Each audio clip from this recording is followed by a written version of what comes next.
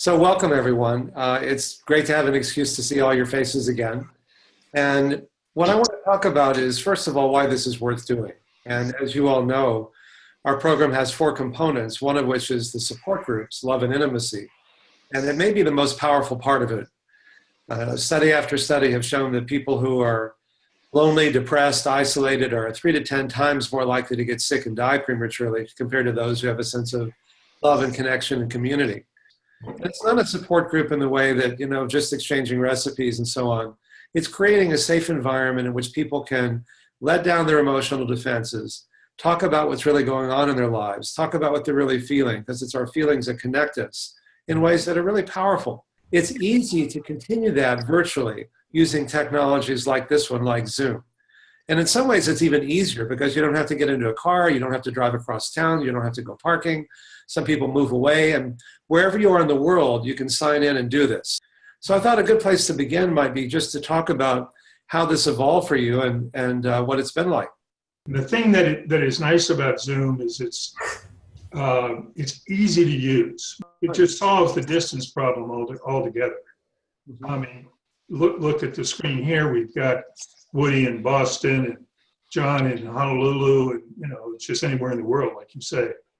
So, but I think there's nothing like being there in person, but we can't be there in person all the time. We had one, I think it was you, wasn't it, Peter, or your friend that joined us from a parking lot overlooking the Pacific on his iPhone.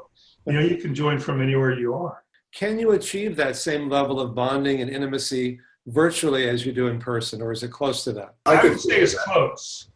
It's close. It's not the same as being there. It's not the same, but it has a certain quality that I didn't expect it to have. The jokes are better.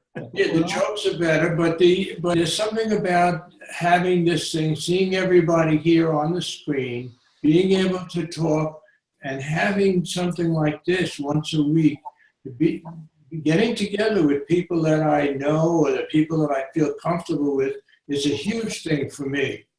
It's a very, very big thing. It gives me that contact, that human contact.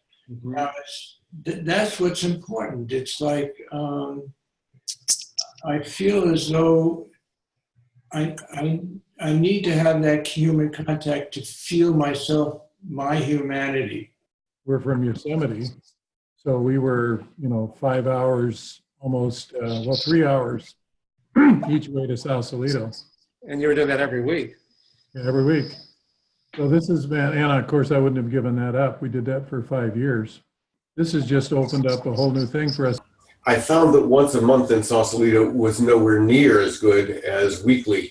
And the fact that I got a chance to meet a core group of the members before I switched to Zoom, it was very helpful for me in transitioning to the virtual meetings.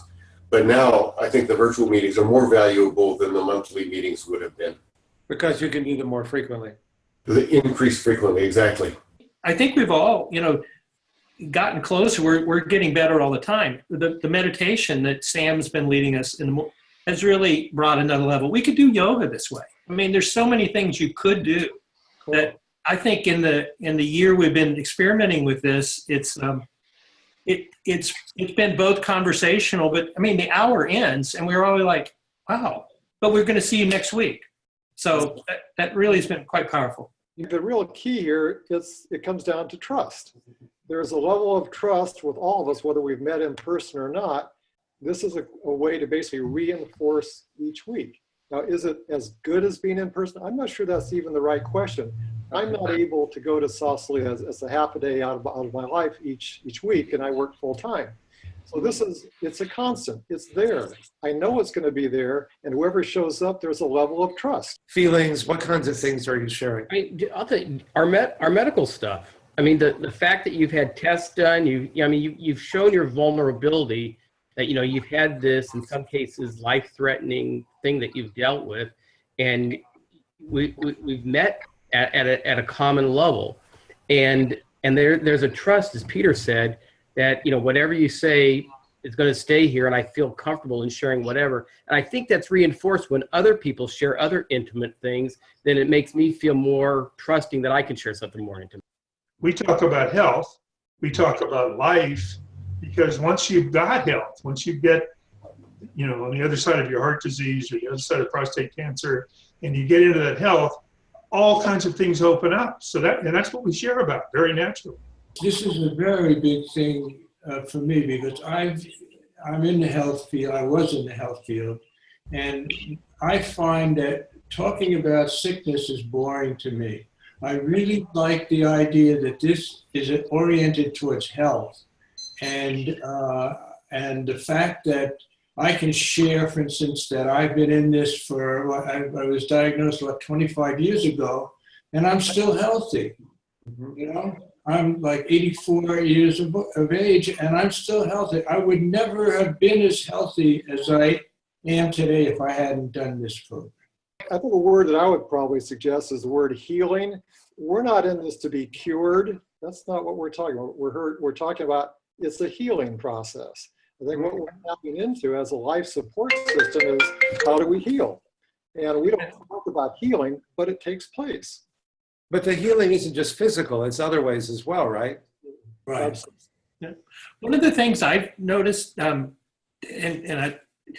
all in our, there's John in his house, Peter, we're all in our homes. That's a really intimate thing too, Dean. When you're in one room together, that's the only room. Now we're sharing, and a lot of times John's wife will walk in the background, or Philip, somebody's in your back. You know, my house. It really says these are real people. Yeah, And well, doing I'm in my home now too. So you're literally inviting people into your home. Yeah. So how does, from a process standpoint, how does it actually work? We try to start with a meditation.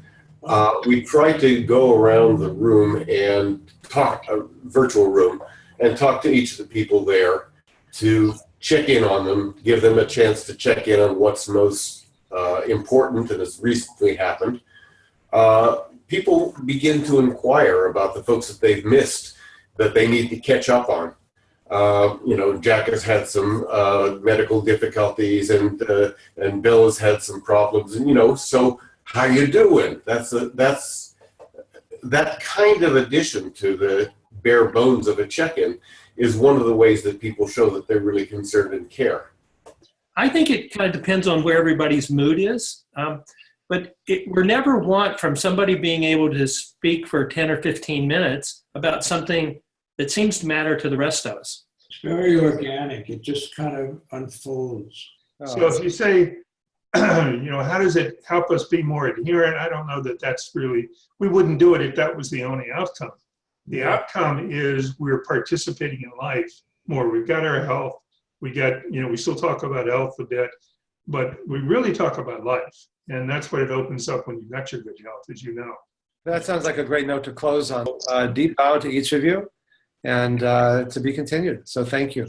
Thank you for joining us, Dean. Thanks. Bye-bye, Dean.